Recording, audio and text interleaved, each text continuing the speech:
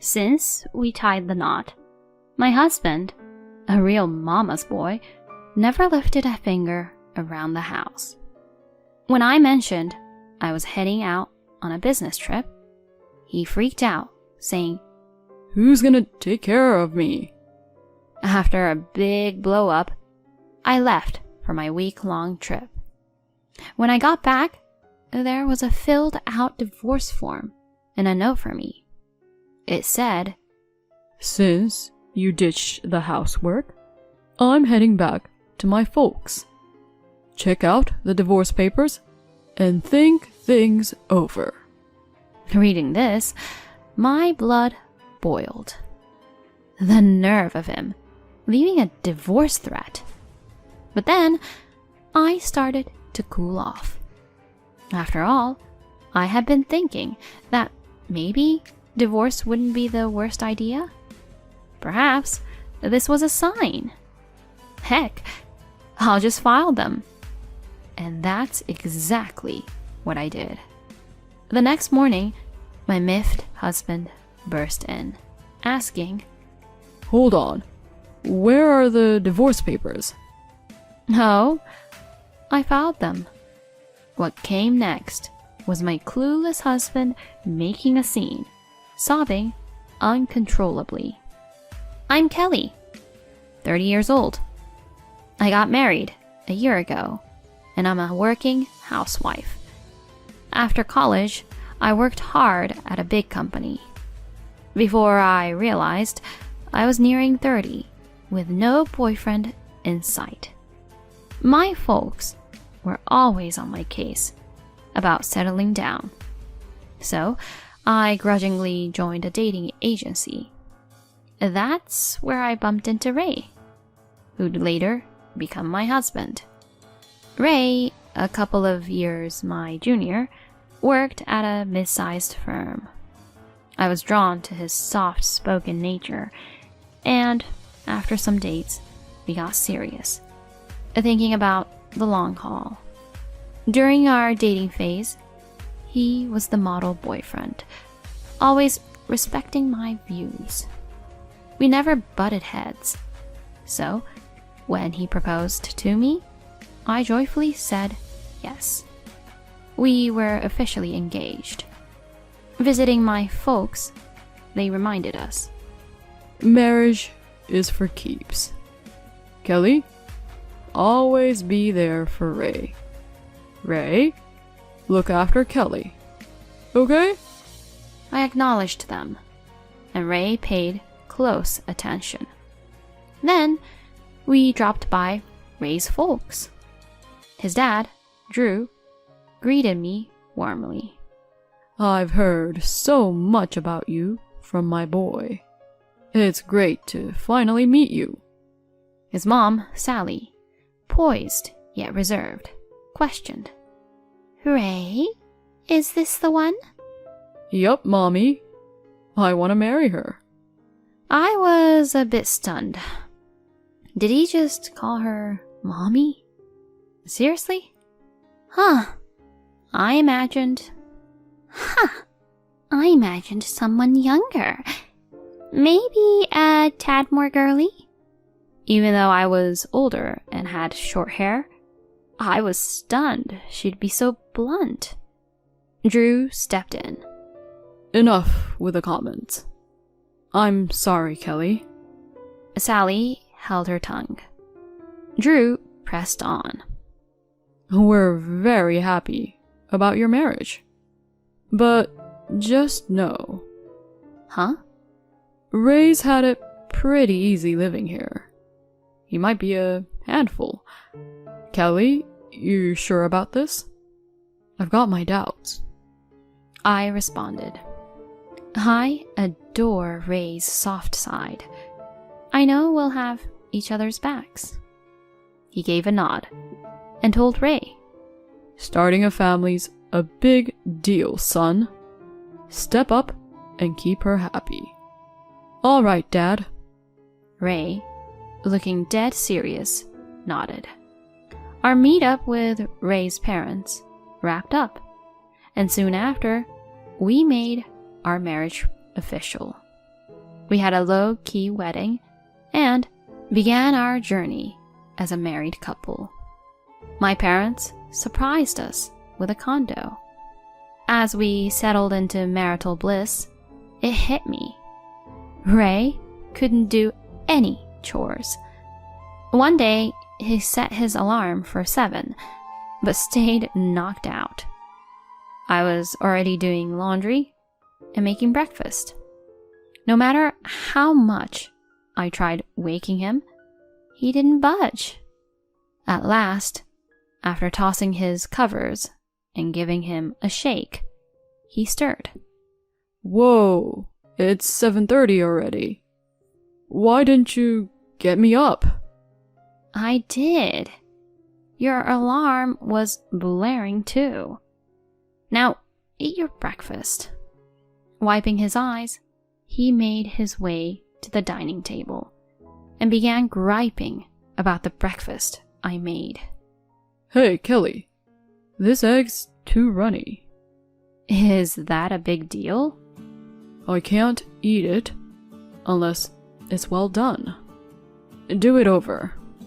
He blurted this out while I was in the middle of hanging laundry. Holding back my frustration, I retorted, "Then don't eat." Why would you say that? And this coffee's burning hot. Mommy always got the eggs and coffee spot on. All right. I quickly redid the egg and chilled the coffee a bit. He happily wolfed it down, but without even clearing his plate, made a beeline for the restroom. Wait up. You know you should clean up after yourself. Ugh, I'm short on time. He excused himself, even though he made me remake his breakfast because he overslept. Annoyed, I stopped doing my makeup to tackle the dishes. As I was picking out my outfit, he summoned me. Kelly, over here. What now? I gotta head out too. Help with my tie. I can't knot it. Standing there, with a tie just hanging, he looked helpless. Seriously? You can't even do a tie? What do you do before we married? Mommy always did it. I exhaled, knotted his tie, and somehow we both left the house. That's just how it was. He never pitched in with any housework. It felt like I was juggling everything plus babysitting him. Every time something came up, it was always, Mommy did it this way, or with Mommy it went like that. Always referencing Sally. This routine stretched on for a year, and the pressure kept mounting. Thoughts of divorce snuck in now and then, but my dad's words about marriage being forever held me back. Out of the blue, due to a work hiccup, I was assigned a week-long business trip starting the next day. Breaking the news to my husband that evening, he, deeply into his video game, looked taken aback. Hold up. A business trip? A whole week? It's out of my hands. Work's calling. No way. Who's gonna cover for you here for a week? He played on, clearly peeved. You'll have to step up. It's about time you got a grip on house stuff. At that, he set down his game and locked eyes with me. Isn't the wife supposed to care for her husband and the house? Are you just bailing on that? Seriously? That's such old school thinking. We both have jobs. We should be a team. That's not how I see it. Mommy was always on top of things at home. But she was a stay-at-home mom. And honestly, it's kinda odd to hear an adult man always dropping the mommy card. Pushing back, he reddened. What's your deal? Taking shots at me and my mommy? I'm not, but let's be real. You're a mama's boy. Really? This is how you see me? You think you can talk to me like that? I thought, oops. But I had hit my limit. Face it, you're a mama's boy. You can't get up without help, can't even knot your own tie, and won't lift a finger around the house. And you're constantly stacking me up against your mom. For once, handle your own stuff. Really? You're gonna come at me like that? That's why I was iffy about marrying someone older. Should have sided with mommy and chosen a younger, perkier girl.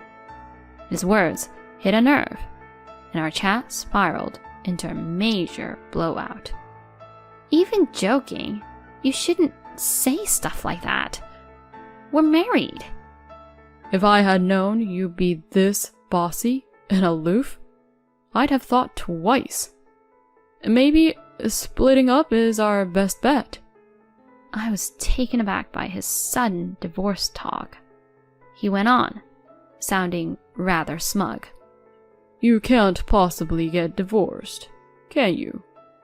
You wouldn't want to be labeled divorced. And think about what your dad said about sticking together. Don't just toss around the word divorce.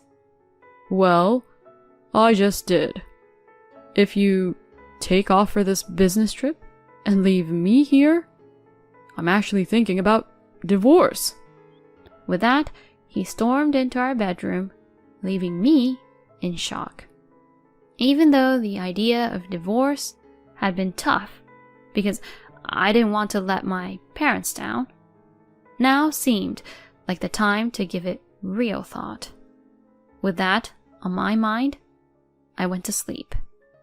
Bright and early the next day, I was up prepping for my trip. Our big blowout was still weighing on me, but there was work to be done. I nudged Ray, still under the covers. I'm heading out. You better wake up, or you'll be late for work. His answer came out in a sleep-muddled mumble. Rolling my eyes, I headed out.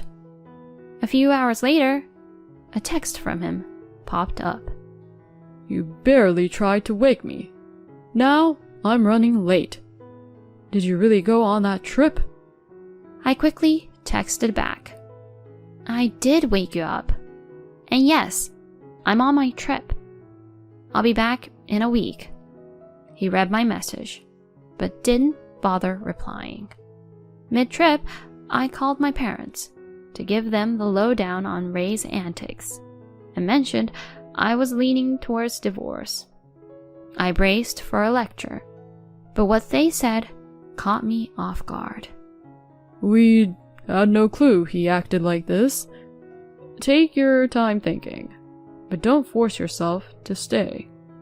Always remember, we're in your corner, no matter what you decide.